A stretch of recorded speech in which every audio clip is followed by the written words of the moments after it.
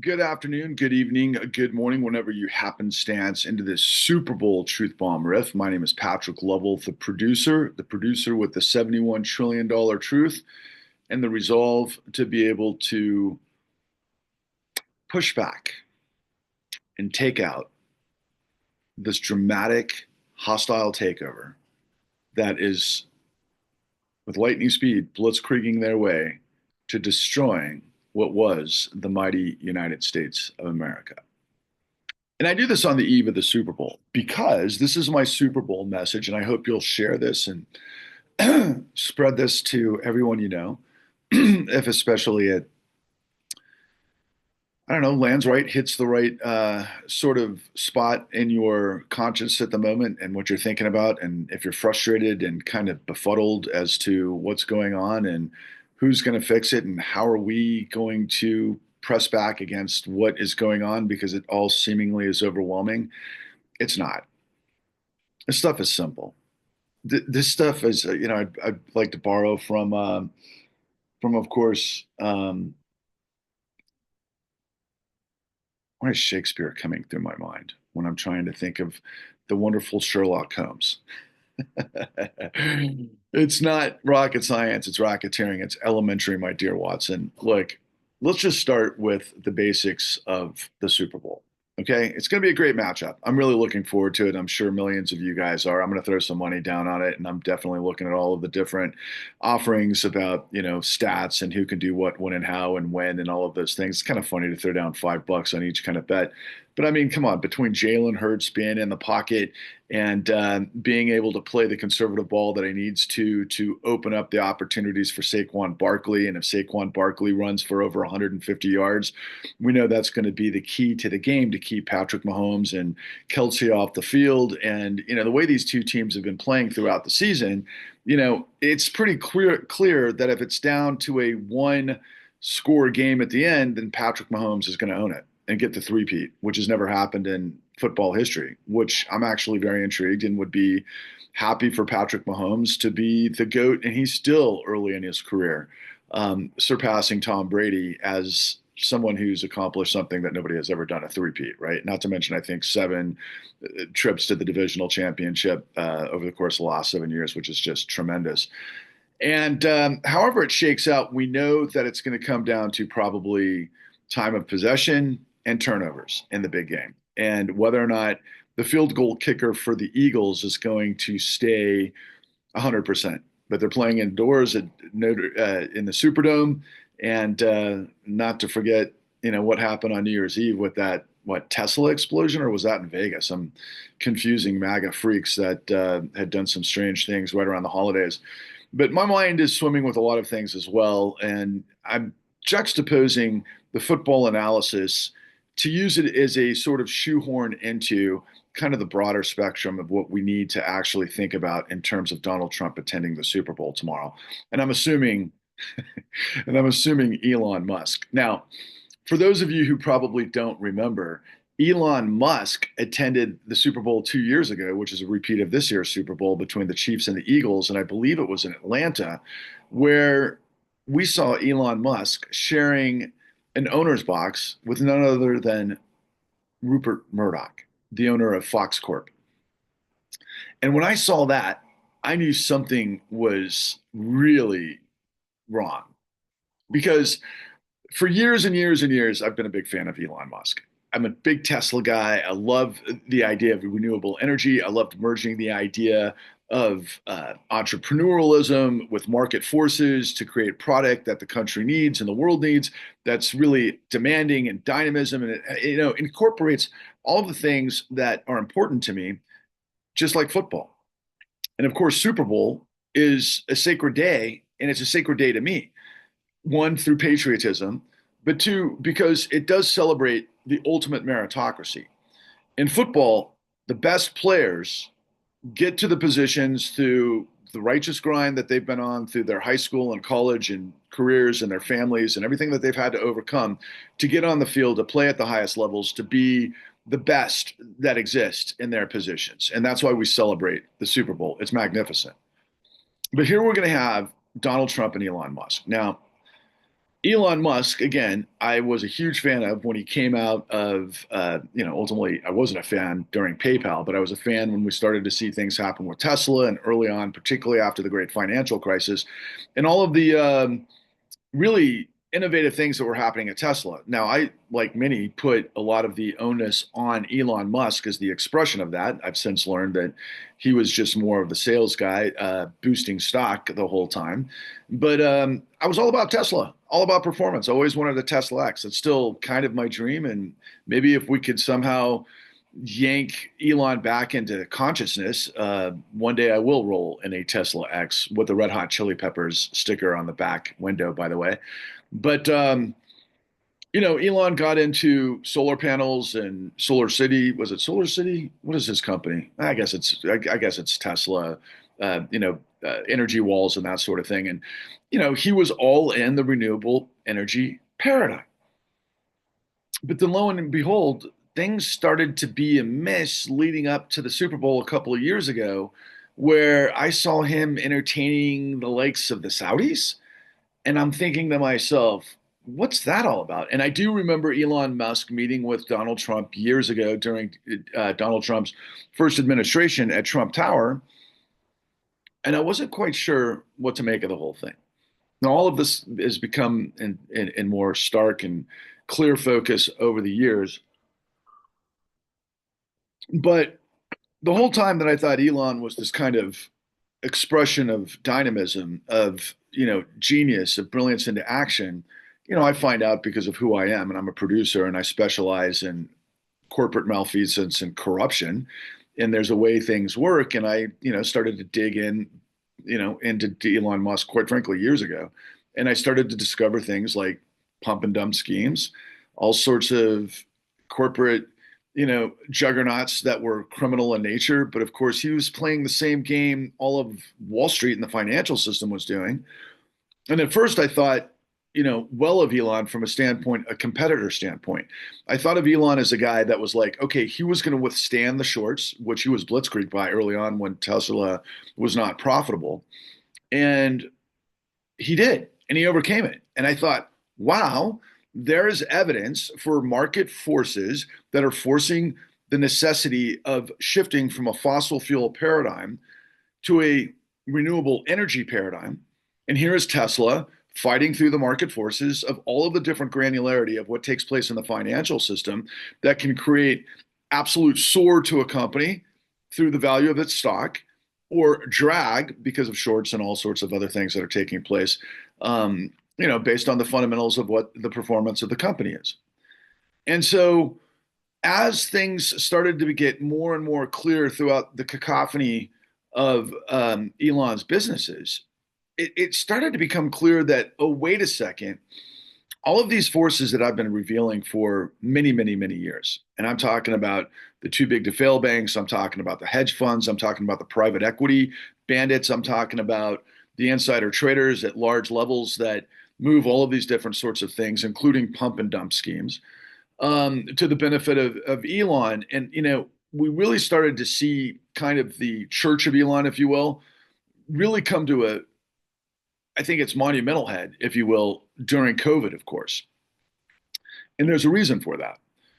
And during the time of COVID, when we had the global economic shutdown, where governments had to come in, particularly the United States, for the American panoply of whether it's the citizen for $1,200 paychecks to a family of four, or what I've learned later was literally $1 million basically poofed into existence in the bank accounts of the top 1%. That was the equivalent based on all of the things that were taking place at that time, not to mention what was happening in corporate America. And I delved that into many other things that I'll reveal to you. But it was a facade, especially because we were doing the exact same thing post 2020 that I had to learn back in 2009 because of what took place during the great financial crisis, which means that we were fraudulently floating markets because of free money to the billionaires and the billionaire apparatuses that were just basically gambling and then hyperinflating stock value. Now, that comes to a head, I think, principally in terms of allies when we saw Rupert Murdoch, the CEO, chairman, the creator of Fox News, which was born out of Roger Ailes' kingdom and the stuff that went back to the 70s and the culture wars, to create a conservative flagship network that would rival what the right at that time perceived as what might now be connotated as woke ideology, the liberal press, which they call the status quo, and which would ultimately become deep state. But in that moment, when I saw Elon Musk and Rupert Murdoch, you have to understand that what took place shortly thereafter is that Fox Media had settled with Dominion voting booths for the sum total of over 750 million, I believe, for creating the big lie and admitting that Fox's business model is a lie that was also transposed into the big lie and everything that manifested the insurrection, and then ultimately everything that came since, that would create this opportunity for the insanity that is happening now, that I'll touch upon momentarily. But reverting back to the Super Bowl is the expression of our national character. It's the expression of how we Americans actually approach the world. We're a very competitive group of people. We're all about finding the best, creating vertical systems to manifest the best, to become the best, to compete at the highest levels, so that we, the American people, can live somewhat vicariously through them. And of course, millions of people are going to bet and everything that that derives. But the players on the field can't cheat. Although, let me do a caveat to that. I once heard somebody being interviewed, I believe on SportsCenter, at the height of the scandal with steroids. And someone had, it was manifesting from what was happening in baseball at the time. This is way, way, way back in probably the late 80s, early 90s. And I recall somebody doing the equivalency about the usage of steroids in baseball and what about football? And I remember somebody saying, well, if you look at the NFL and you look at an NFL lineman not on steroids, he's not in the NFL. So I'm sure there's monumental cheating in the NFL, and I'm sure there's all sorts of enhancements. And we're so far past steroids at this point. I'm sure there's all sorts of new technology and ways that these incredible athletes to begin with that are completely committed and find ways to become bigger and better, and then they get to that point, and then they have enhancements. So is that cheating? I'm not quite sure because I haven't dug underneath the hood in some time. But my point being, broadly, is that every player on that field earned it. They didn't cheat.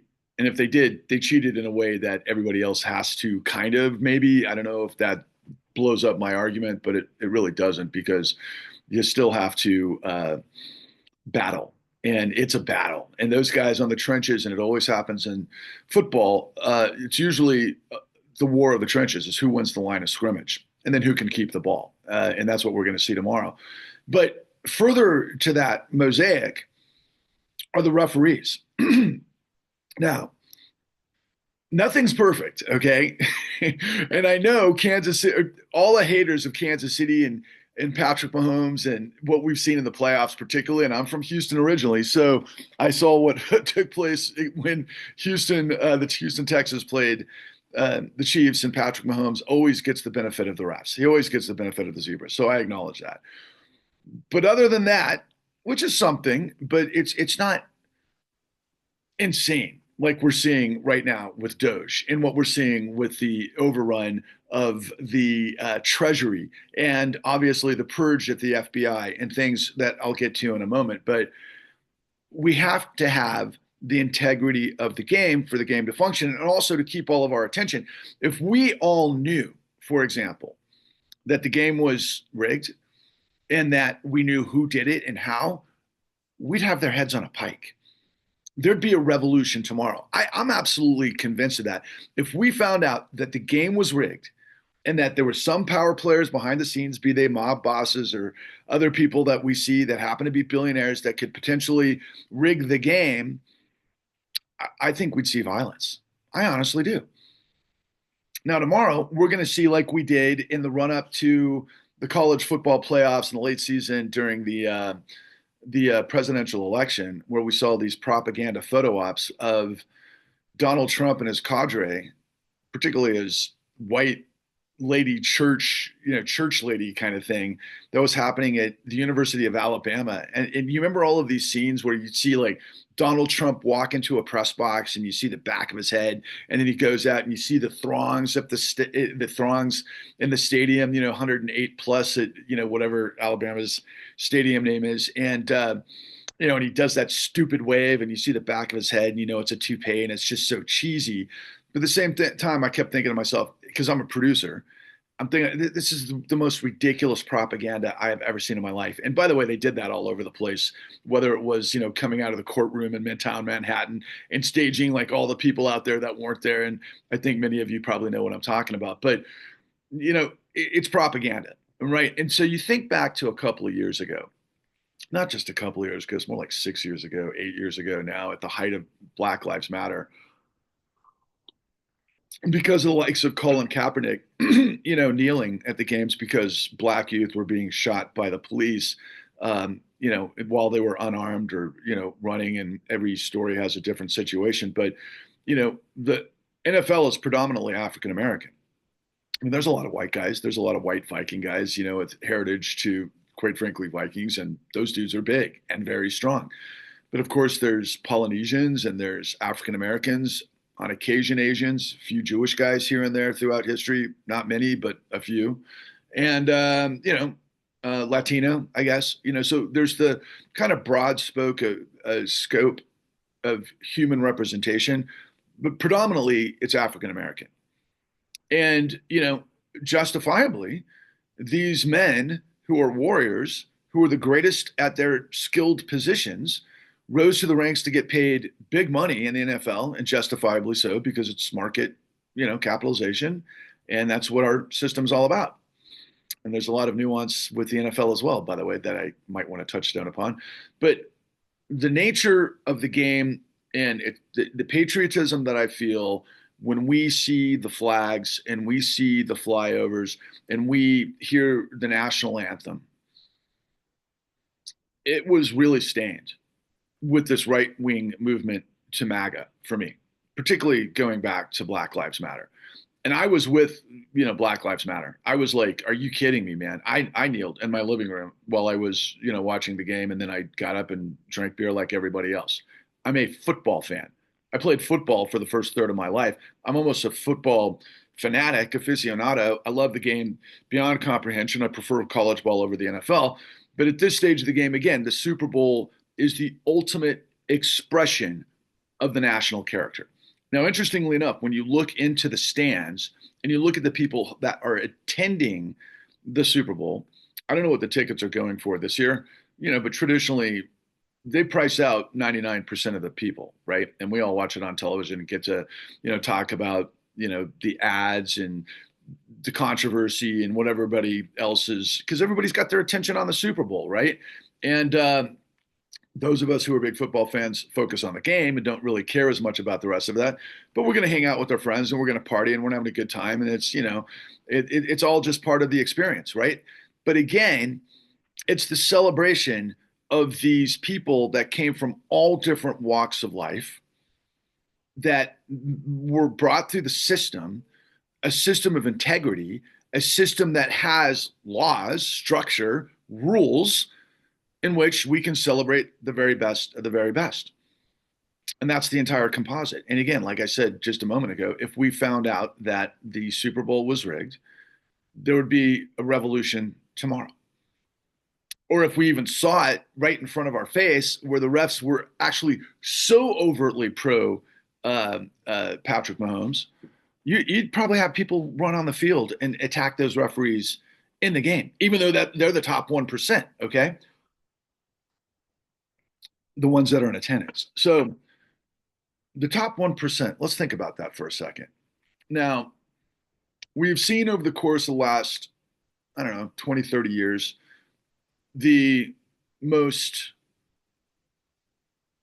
gargantuan disparity of wealth in our nation's history, which is ridiculous when you consider where we started, and not to mention the age of the robber baron. It's worse now than it was then. And there's a reason for that. And I happen to be the reason for that, that nobody else in media has revealed to you. That's why I am the producer with the $71 trillion truth. But when you look at that enormous crowd on hand in the Superdome that paid, I don't know, I'm going to throw out a figure, $3,000 for front row 50-yard seats. Maybe it's much higher than that. I don't know. It's probably higher than that. They're a specific group of people. Now, many years ago, when a lot of these people were booing those that kneeled during the Star Spangled Banner because they weren't going to be complicit in their own demise because they're warriors. And I'm talking about the Colin Kaepernick led insurgency, quite frankly, that the NFL would ultimately kind of prop up and kind of get its arms around. But there were those in the crowd that would just boo. They would boo. And I kept thinking to myself, because this is post 2008, this is pre COVID when it happens, but I knew that 99% of that 1% group, I've been basically feeding from the trough of corruption for the last 14 years. Well, up until that point, 10 years, and now 14 years afterwards, which is where we are today, first and foremost. So they represent a certain demographic. And their kind of thought process is, okay, look, my real estate and my stock portfolio has increased exponentially so that I can afford these incredible seats and I can buy as much, I don't know, $20, cups of Bud Light. I guess the Super Bowl is probably like $35. I can't imagine how much money you'd have to spend at the Super Bowl, to be honest with you. I bet it's a $10,000 day on the low end. And that's probably in the nosebleed section, right? But they booed. They booed these players who we celebrate, who were there for a reason, who used their First Amendment right to expression, that, of course, Elon Musk supposedly built the entirety of uh, uh, Twitter around, i.e., X, free speech, right? Yeah, bullshit. As anybody who knows that Elon Musk celebrates free speech is an absolute joke beyond comprehension. But these scenarios are just reflections of everything that's going on. And so when Donald Trump and Elon Musk attend the Super Bowl tomorrow, okay, particularly Donald Trump. No, I mean, he's the president of the United States. No, I think they lied, stole, and cheated to get it in monumental ways. Many of things that are going to probably reveal themselves years and maybe decades later that will never fully resolve. But the most recent work from an incredible journalist by the name of Greg Palast has revealed that 3.5 million votes were suppressed. That would have been the difference of Kamala winning, okay, first and foremost, because of the nature of African American votes that are suppressed, Latino votes that are suppressed in states like Georgia and Wisconsin. These are actually forensically audited. We know 3.5 million votes were suppressed. And why didn't Biden, who in the waning weeks, months of his presidency, who had the power of the kingship that the Supreme Court bestowed upon the presidency, wage war on one, Elon Musk, two, SCOTUS, and three, challenge the election is beyond me. Except for anybody who pays attention to me knows that I consider Biden the ultimate expression of Neville Chamberlain. I mean, the pictures of Biden and Trump in the Oval Office after the insurrection, everything that's taken place, shaking hands. I mean, if that's not Neville Chamberlain, I don't know what is.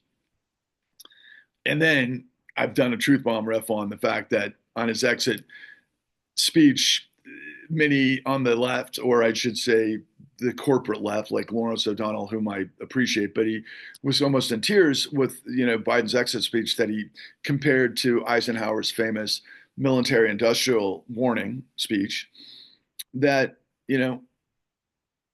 Biden was delivering this gobsmacking truth that we're now an oligarchy. And for those of you who've listened to me for a long time know that I've revealed to you we've been an oligarchy for a very long time.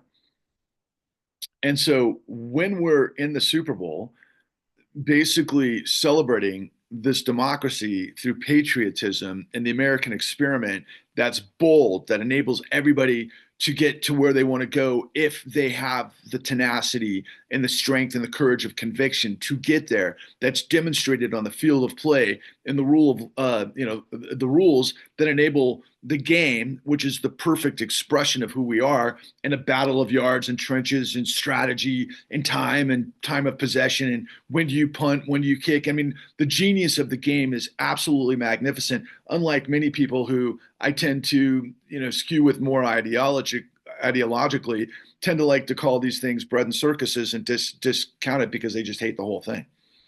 What they never understood was the meritocracy. And it's the meritocracy of the warriors that get to the highest level. That's the strength of conviction that the rest of us have got to exemplify as soon as humanly possible to get our country back from this absolute insane disaster shit train wreck that we're in the midst of.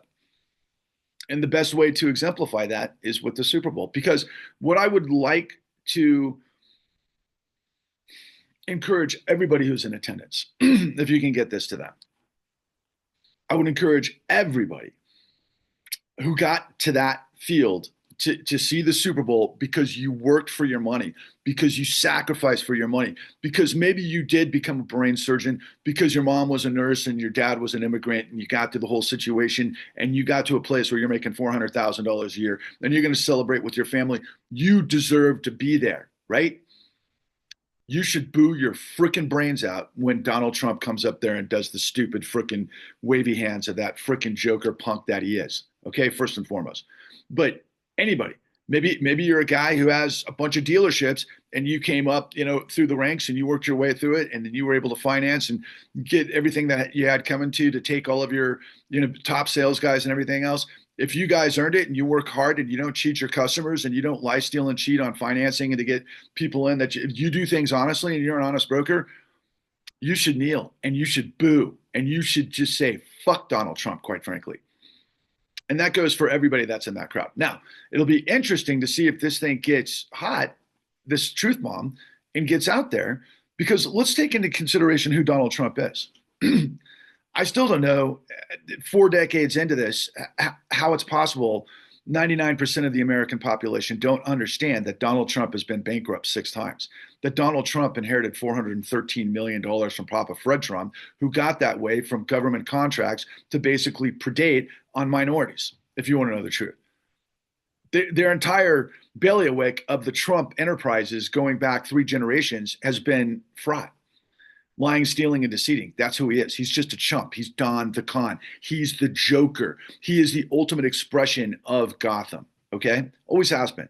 He's been doing the same thing for 4 freaking decades. And yeah, he did get found guilty of predation in Trump University, and that's the only time he ever paid a fee and admitted guilt with $25 million fine. The guy should have been in prison years ago, many times over, and he wasn't. And because DAs and prosecutors didn't do their job, he just got more and more and more criminal. Because that's what happened once you take the cops off the beat. What would happen tomorrow if we take the zebras, the referees, off the field? Wouldn't it be chaos? What if we didn't have any rules? What if you took out the best players? What if you kneecapped Saquon Barkley on the sidelines and you just lost whatever your bet was, whether or not he was going to run 150 yards? Okay, for example, right?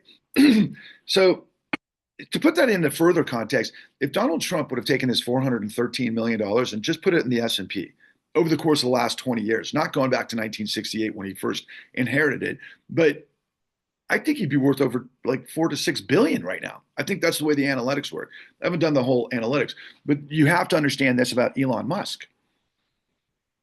Elon Musk was worth $237 billion before the election. Apparently, he put in about 277 million into Trump's election, and I think maybe more than that. But of course, a lot of people mistakenly credit Elon with buying Twitter for 44 billion. That didn't happen. He bought it for however many billions he put in, but it was a consortium of too big to fail banks, private equity, all sorts of hedge funds, and then I believe the sovereign fund of the Saudi sovereign wealth fund.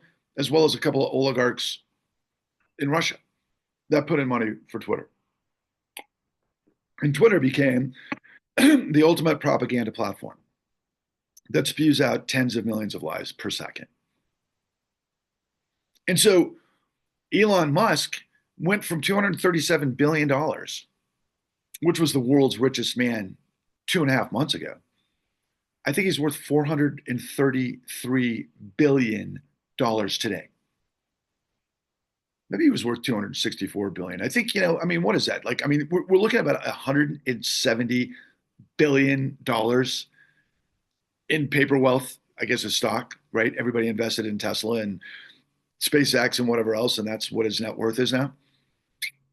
Because that's how cynical people are that are sitting in the front row, at the NFL football games. They're like, okay, this is a sure thing. I invest in Elon. Elon's going to give me returns because he owns the government now. The South African via Canadian Stanford dropout that started the PayPal mafia that is really central bank digital currency, by the way, to all you stupid MAGAs out there that are like, oh my God, the Fed's going to know everything that we do. Yeah, that's what Elon Musk is in the midst of right now.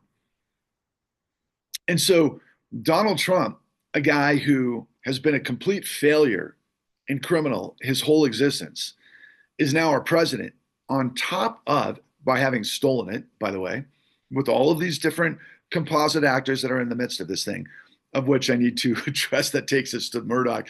But the nature of Donald Trump being the complete opposite of the meritocracy, a complete son of a bitch, a complete mofo, a guy who is the most vile, despicable expression of the underbelly of the criminal dark markets that our country has manifested.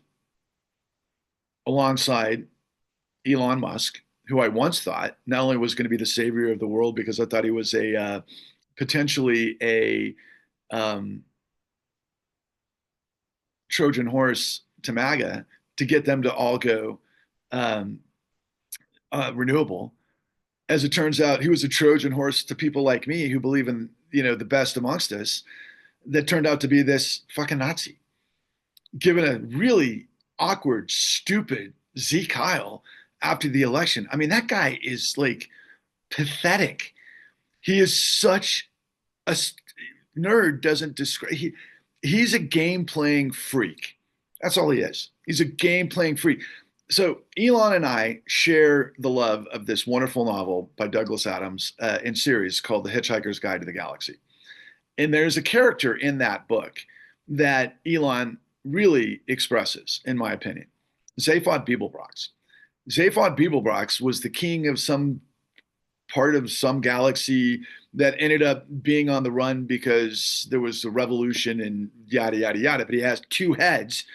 And one head is analytic and kind of a good guy, and the other guy is this guy who's like this perverted worm that do whatever it is and tricks to get inside some, foreign galactic female's pants, to crossbreed and, do all this strange stuff because he didn't know which head to listen to. I used to think that was Elon Musk, but now I understand Elon Musk is just simply a straight up nerd Nazi.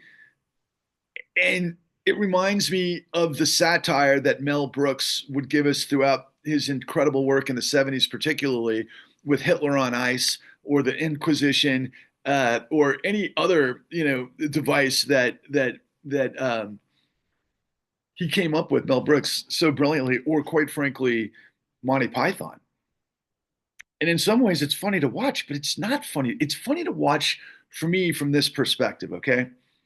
And this is where I got to close this up because I could talk for hours and hours and hours about this. But you got these two goons that have so easily worked their way into the system to completely blow up our democracy that was really the greatest superpower the history that the world has ever seen. Our democracy that was this nuclear power that obviously triumphed over fascism and everything that came after in the Cold War to create this global sort of capitalistic sort of vertical that was at the time supposed to celebrate freedom and independence and liberty and all of those things and dynamism and all of those things that get us to the top based on law and balance and kind of those things that were American centric to the experience of us becoming the champs, if you will. But we've been in a complete free fall for a long time because of the work that I have that I've revealed to you that nobody else in the planet on the planet can or will. Because a lot of people blame regulation or the lack thereof for the great financial crisis of 2008. But now we can blame specifically media because they're not speaking to you on a truthful level. They're not telling you what happened to create what is, because I'm about to tell you that briefly.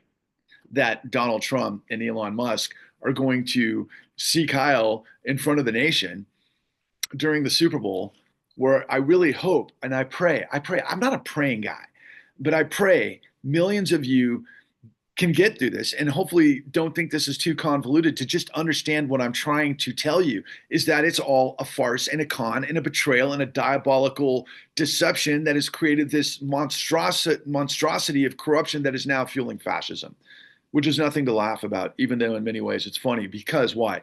Because DOGE, the Department of Government Efficiency, which is Department of, I don't know, government Elon or destruction of government Elon or something to that effect. I mean, he's got 20 somethings with handles like big balls that are all known racists that are inside the payment systems of the $6 trillion government payment system at the Treasury.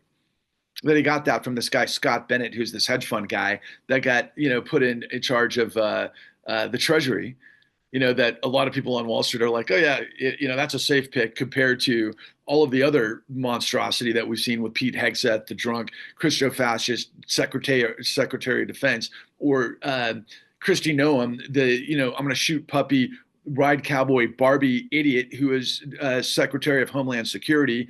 Then, of course, we just saw the worst of the worst of the worst, Pam Bondi, who is a whore for Bank of America, who destroyed millions of Americans, well, at least hundreds of thousands of Floridians and millions of Americans based on this unbelievable financial grift that she was a part of, that used our judiciary to destroy tens of thousands and hundreds of thousands of Floridians, if not millions, quite frankly.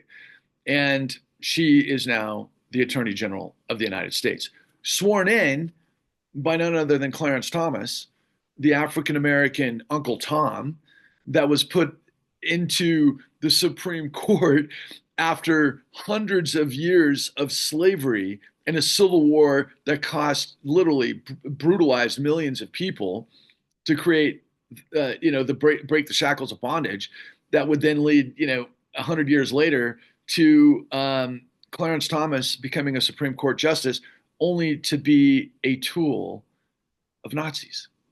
I shit you not. Who doesn't know that? That Harlan Crow has the original copy of Mein Kampf, that he has Nazi memorabilia and paraphernalia all throughout his billionaire Dallas offices, and he was backdooring money to Harlan Crow, to Clarence Thomas, who swore Pam Bondi in the White House. And that's not to mention all the rest of them, from Kegerator Kavanaugh and, of course, Justice Roberts and everything, whoever he's working for, and Alito and the upside down distress flag. When I pointed out to many of you in the past that the upside down distress flag was actually created by the abolitionists before the Civil War to rally people to come to the defense of what we put on paper that would, lead to the ultimate civil rights. I mean, guys, our country is at war. It's under attack, but there's one side that just pulled off the blitzkrieg and has met no real resistance. Why? Because Biden was Neville Chamberlain. If you don't know who Neville Chamberlain is, look him up. But tomorrow, tens of millions, hundreds of millions of Americans and people around the world are going to watch this betrayal right in front of our fucking face. And I hope millions of you, I really hope millions of you protest outside. In fact, I want to give credence to my colleague, my friend Roseanne Rabiel Amile is leading an anti-fascist march at Trump Tower in Las Vegas today and tomorrow. And let's hope they don't get tear gassed, but and all over the Las Vegas Strip. So, by the way, that's an interesting corollary because everybody in Vegas needs to realize that if all the houses were fixed for one outcome, to basically steal their money because it's going to go funnel to the guys that own the casinos, which is basically what it does. But they knew how they were getting stolen and they knew how they were getting played. I think people in Vegas would revolt. I mean, see, that's how twisted this whole thing is. Americans will get riled up about really simple things. But when it comes to your government that spent 240 years of millions of lives lost and trillions of dollars of treasure over the course of 248 years, you're not going to raise a finger.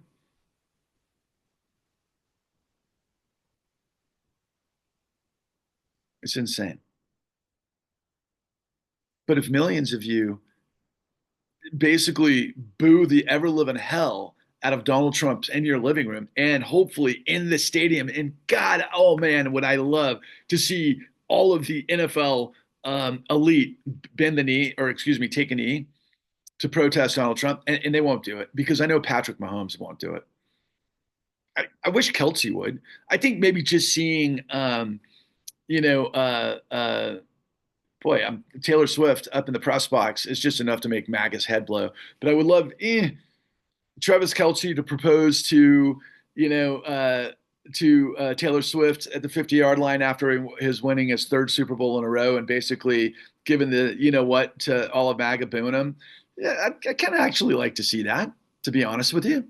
Now that I think about it, am I going to put money on that outcome? I still kind of think Philly's going to pull it off. But the final thing that I want to say about all of this stuff as it relates to the corollaries of everything that I've laid out so far is the simple fact that in the United States, as a civilized country that has extreme power because we've been able to, over the course of our lifetime, erect a magnificent university structure that develops and creates the most brilliant minds, quite frankly, on the planet. And we have to have abilities to be able to bring in people from all walks of life into our university structure who earn their way in to hopefully do things that actually move the needle. And this is how I've always thought of capitalism: see a need, fill a need. And I love the concept of risk reward. That's not what we have. That's not. Do you think that's what got the risk of 277 million of Elon Musk in the election and everything that took place with the lying, stealing, and cheating and everything that those guys were involved with that we still haven't discovered yet, to then generate what did I say? Roughly $170 billion for him upside since the election. Is that capitalism? Did Elon sell that many more Teslas in that time period to justify the fundamentals of what the stock price is doing? Of course not. In fact, I think Teslas are tanking at the moment, which is really a shame, all things considered. But I think in terms of the market, yeah, the market is bullshit. And ultimately, what I've been revealing to people and what I do in my work and what you need to understand, and these are the questions that you need to ask yourself, is who is Patrick Lovell? What is Federal Reserve Act 13.3? What is the con? What is the Clean New Deal? Well, Patrick Lovell is just a guy that just happens to be inquisitive, and I've been around the block a lot of times, and I'm a producer and a very good one at that. And I dare say the only one you can trust in the entire spectrum of media. And that goes for guys online like, independent media like Kyle Kuliski and Crystal Ball, who I've been on their show, who still can't see the forest for the trees because everybody's playing catch up now. But the question everybody is asking now is, how is it possible? And I do ask this question myself. Actually, I do it a little bit more linearly and more succinct than what people are guffawing about because they can't quite wrap their heads around it. They're asking themselves, how is it possible that those who took an oath to the Constitution in the FBI and the CIA and what other forms of enforcement, law enforcement, and all the guys with the guns, how are they just laying down at the moment, allowing what's happening to happening? Now, I know the Secretary of the Treasury, now that's an easy one to knock over, but see, therein lies the whole thing, okay? It's ridiculous. It's absurd. What Elon Musk is doing right now is completely illegal, but nobody's stopping him. And Congress could stop them, but the Republicans are all in on this MAGA fascist situation. They're all in on betraying and destroying us, just like the South was in the Confederacy, quite frankly. They've all committed themselves to Satan. Let's just call it that. That's what they've done. They've sold their soul. They don't believe in liberty. They don't believe in justice. They believe in white supremacy and religious theocracy baked into stupid stuff that most of it is antithetical to Christianity to begin with, particularly the whole gospel of Jesus, right? But at the same time, it's just a twisted perversion scenario that kind of manifests in ways like we've seen for decades or maybe centuries, where priests can rape children of the congregation and people don't do anything about it. That's what those people are. They're sheep. And so, what these predators have done to corral the sheep over centuries, they've been able to do in this monumental way at the moment because the character and the integrity of the institutions of the United States have failed completely. Again, going back to the Super Bowl analogy, what happens if you take the zebras off the field? Fucking chaos, man. That's what happens when you take cops with integrity and people that actually work for the people with liberty and justice for all in order to form a more perfect union with a country that has dynamism that people can come from all walks of life to achieve greatness, i.e., the Super Bowl. They've just underpinned all of that. And so it's all a facade at the moment. So, Patrick, if you're hearing this, Patrick Mahomes, and we're both Patrick, please do me a favor and show some guts. I know we're going to see it on the field. You're probably the most confident football player I've ever seen in my lifetime at this stage of the game, which is just incredible what you've done. But your cowardice as it relates to being somebody who would literally step up for your people, even though you're obviously someone who is, I think, a white mother and a black father. So I don't know how you position yourself, quite frankly, nor do I want to put words in your mouth. But the bottom line is, of course, you know that your brothers in the NFL have been suppressed and what's going on is wrong. And you should use your power to protest that, just like Kaepernick did. But maybe you're too cozy. I don't know. You know, everybody can look at you and go, well, like, he's just playing a game, man. And those of us who love the game can understand that. But yeah, you know, there's more at stake right now. But all of you that are in the audience, please, my God, please kneel, boo, boo, throw freaking everything you've got at that window. You know what? Throw your hot dogs, throw your nachos, throw your $1,000 beer, whatever. That's what I would suggest, especially if you see Elon and Trump up there, because to bring it full circle, why is this possible? Why is it possible that this is happening? Well, one, there have been millions amongst us that have put their heads in the sand the whole time, and they're to blame, quite frankly. They don't understand that democracy is a full contact sport, that you've got to be informed, you've got to be engaged, you've got to hold power to account, and that's your job as a citizen. That's why we fought the American Revolution. That's why we fought the Civil War. That's why we had the civil rights. That's why we fought against fascism and prevailed in each and every one of those to provide you and me liberty, predicated on decency, integrity, quite frankly. But millions of us basically didn't show up. Millions of us, I think 13 million fewer people voted in this election than did in 2020. And I believe, based on the stats in terms of the demos and everything else, it should have been 17 million people that voted this time around that didn't. But I've seen numbers that 81 million Americans don't vote. And that's kind of normal. Now, those people that don't vote, millions of them are not going to receive health care. They're not going to receive veterans checks. They're not going to receive education. They're not going to receive any benefits from the United States government that they depend on to live and function, quite frankly, which is socialism to a degree, right? And we've seen all over X, you know, in these Doge sort of propaganda, lies and lies and lies. And you can't keep up with the amount of lies that are going on. But I've seen ridiculous things, like, for example, although I don't know if this is ridiculous or not, to be quite frank with you, did government somehow backdoor $80 million to the Clintons through the Clinton Foundation that would ultimately be paid for, Chelsea Clinton in some way? I think it's ridiculous to make the claim without the analytics. That's what I specialize in, analytics and forensics in the law. They're just throwing shit out there left and right to see what sticks. And I think most of it is absolute lie. Winston Churchill once said, and I think he probably said it millions of times before we heard it, that a lie gets around the earth 6 times before the truth gets its pants on. That was before social media, let alone X.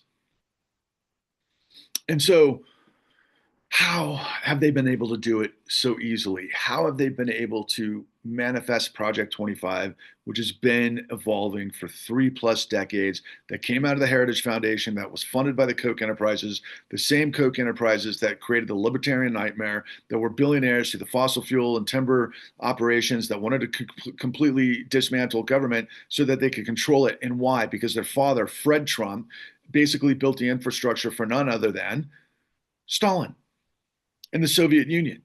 And that's where they got their mountain power and their idea of complete control. Oh, yeah, that does, interestingly enough, tie to Putin, who's not communist. Quite frankly, he is just a freaking crime boss. In the vein of, let's call the Romanovs, quite frankly. He's certainly not fighting for the workers of the Soviet Union. He's fighting for power and control for himself, and he may very well be the richest man in the world, who has been manipulating this whole thing since 2016 as well, right? They're all part of the same consortium, and there's more, and the Saudis are involved as well. And now they got the power of the guns. My question is, who in the military is going to say, no, we are not going to allow you to attack the American people on behalf of this idiocracy, these two freaking bozos, these two morons? I mean, they are little morons. Donald Trump is so stupid. I can't believe how stupid this fucking ignoramus is. I keep thinking back to during the election. You remember when he was dancing to YMCA and just going off in a trance, and then he'd say things like, yeah, we got this thing locked up. What the fuck was that all about? It's fucking nuts, is what it was. And then Elon Musk and everything that this guy does and says and convenes. And then they've got all of these hate memes all over the place. And some of them make me laugh, and some of them make me cringe, and some of them make me want to just throw my computer out of the window and just say, I don't want to listen to any of this stuff anymore and just check out. But I can't do that. Because why? Because I got the $71 trillion truth. And I can tell you exactly how this was able to manifest. Because we've been living in this situation now for at least 14 years, and you're just now discovering it.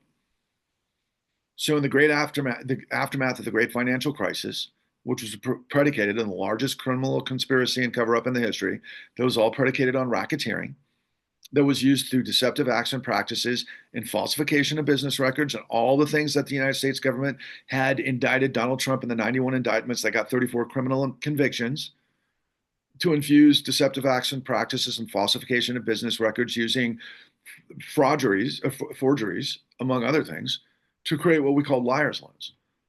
And liar's loans fed the kitty for CEOs that were crime bosses that got paid on modern executive compensation through a fraudulent economy that blew up the world through derivatives that took a $4.5 trillion housing market, blew it up to an $800 trillion global contagion that completely collapsed. And in the aftermath, when the world completely ceased to exist in terms of functioning by way of capital, which is blood in the economies of the world, that's the blood capillaries that make the whole thing function, cash, right? Money, which gets people to do things and give their time to work and do whatever to feed our families and put people through school and hopefully get a better piece of the American dream to rise to the level of potentially NFL superhero, right? Among other things.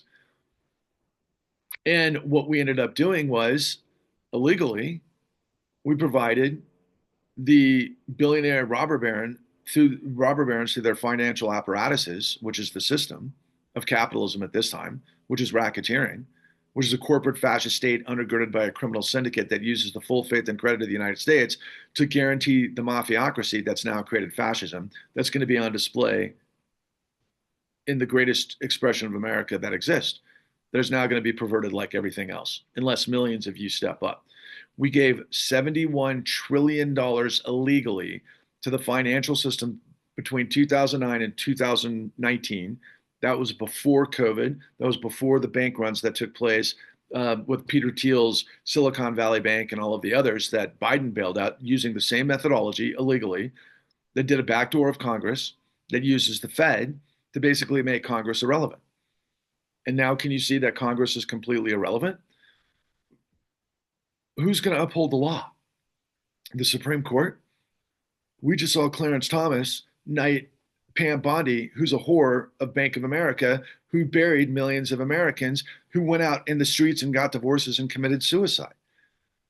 The carnage is absolutely insane, and more to come. And I haven't even gotten into all of the things that Secretary of Education, Linda McMahon from her husband, Vince McMahon, you should know this, our Secretary of Education that's just about to be confirmed, he had a penchant for taking shits on hookers' chests. Oh, yeah. Surprise? Shocked? No, just par for the course. And so it's up to you and me and everyone you see who isn't a Nazi, who believes in integrity, decency, sustainability, liberty, for justice for all, to rise to the moment. And you got to do that through the Clean New Deal, which is what I'm offering you, which is the only peaceful way out of this to create the revolution necessary, is when tens of millions of people understand the truth that not only did we give tens of trillions of dollars illegally to these bastards that skullfuck the world, but then we ultimately did it through our judiciary. Oh, yeah, that's right. All the stuff that Donald Trump was being accused of and indicted and found guilty of, particularly in the New York AG's Letitia James case, yeah, the courts were all involved with doing the same thing. Yeah, do you think that's why we're in this monumental mess? Do you realize that the mob bosses, and quite frankly, Putin and all of the rest, they knew exactly what was going on at that time period, which I'm revealing to you. Steve Bannon knew about it completely. In fact, he created the big lie at the insurrection based on my work. And if you look at my work, The Con, which is available for free at www.thecon.tv, where do you think he got the big lie? Because our poster says we were all sold a lie. Yeah, we were all sold a lie.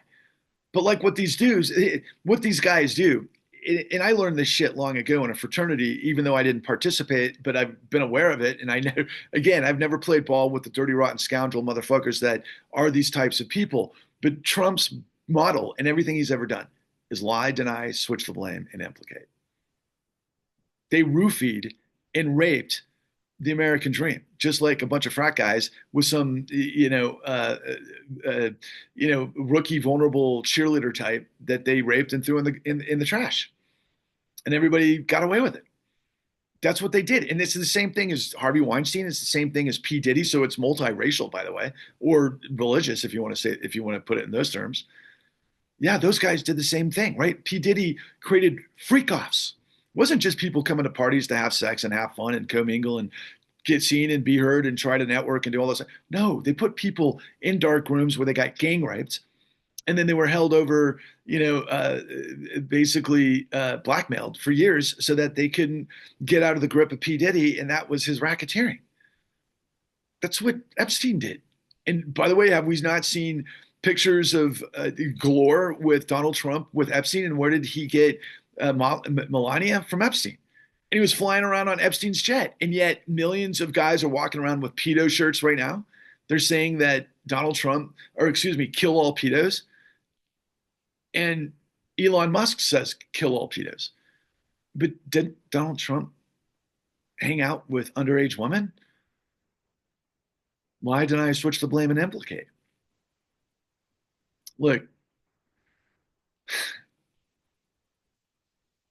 this is the emperor's new clothes on really bad acid, and you can't see the forest for the trees unless you stuck through all of this and you understand what's at stake and what's going on. Yeah, it's the end. Okay, literally, it's the end. And it's not surprising because they created Project 25 to tell us exactly what they were going to do. And now they're doing it with lightning efficiency because nobody's stopping them. Now, what they're doing and mucking up the systems only, oh my God, the carnage that's coming down the pike, forget about it. But you don't know this is what they've been doing for decades. And by the way, it was Obama and Eric Holder who let Wall Street get away with all of it to create this opportunity. Yeah, all of you go, the Dems and the Republicans are guilty. They are. None of these are a choice forward. Neither is Rachel Maddow or anybody at MSNBC who's not telling you these things because they cannot be the face of the resistance because they've covered up what I'm telling you that enabled everything that is. Now they're whining about it. Look, I've been to many Grateful Dead shows. I've hung out with a lot of people, but I'm not a peace activist, never have been. I understand fascism and I understand hatred, and I am its biggest enemy. I believe in liberty and justice for all, above all else. I'm not trying to prop myself up above everybody else. That's not the point. You plus me equals we the people. Millions of us have to come together with the information I have because it's the truth. I'm not the savior, I'm just the deliverer. The truth is our savior. And when you live in light, you live in truth. When you live a lie, you're depraved. When you live in truth, you're bulletproof. When you live a lie, inside you die. The United States and the American dream is a bloated, rotting, dead whale carcass that these parasites, these thieves, this den of thieves, these liars, these scoundrels, these freaking skanks at Mar-a-Lago, whatever you want to call them, they're feasting on what it is that we're supposed to be that's died. Because Lady Liberty and the liberty of truth and the light of truth isn't what guides us anymore. The universal construct and the universal truth is that light overcomes darkness with the power of the supernova, which is energy. That's the universe. That's what gave birth to us. And that's what's going to give birth to the redemption of the American dream if millions of you join me and unite with me, which is our destiny, to create the clean new deal,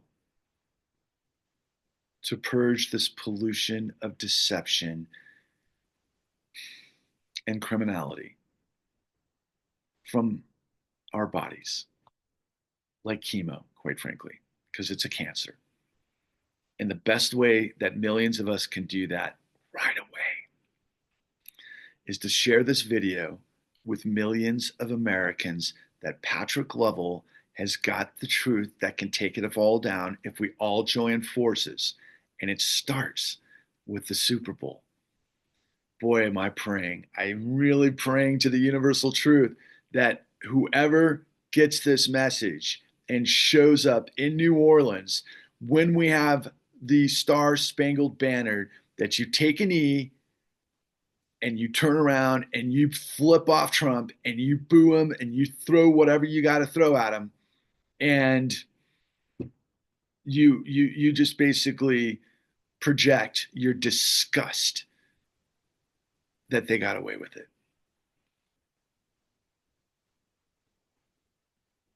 Onwards.